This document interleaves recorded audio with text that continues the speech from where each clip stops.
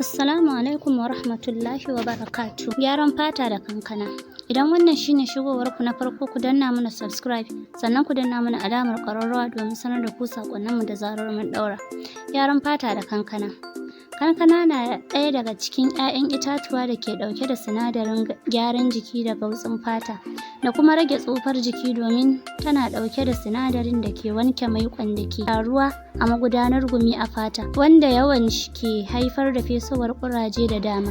Don haka amfani da kankana a jiki na da matuƙar muhimmanci sosai ga rayuwarmu ta yau da kullum.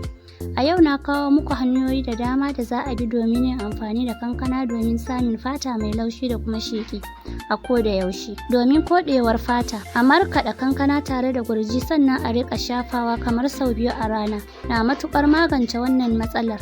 Sannan za a iya markaɗa kankanar zalla, sai a ɗauko auduga ana tsomawa ana shafawa a fuska, sannan a bar shi ya bushe na tsawon mintuna 15. Za a iya markaɗa kankana da ganyen na'ana'a, sannan a riƙa shafawa a wannan wajen da fatar ta koɗe.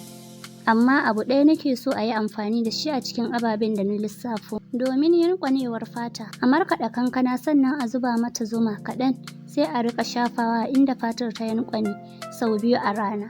A samu kankana da ruwan lemun tsami da sukari, sai a haɗa su guri ɗaya.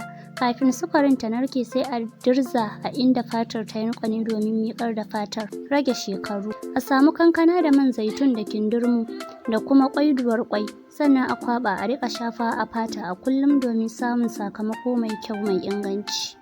Za a iya markaɗa kankana sannan a samu ayaba a kwaɓa, sannan a haɗa su guri ɗaya, sai a riƙa shafawa a fata. A samu markaɗaɗɗiyar kankana da madara da kuma fiya, sannan a kwaɓa a riƙa shafawa a fata domin samun sakamako mai kyau. Ƙurajen fuska. A sami ƙwallon kankana a busar a rana, sannan a daka ya yi laushi, sannan a tafasa ruwa a zuba, sai a tace, sannan a riƙa wanke fuska da shi. Gautsin fata. A markaɗa kankana sannan a zuba mata man riɗi da na kwakwa, sai a shafa a fata a bar shi ya kai tsawon mintuna 20, sannan a wanke.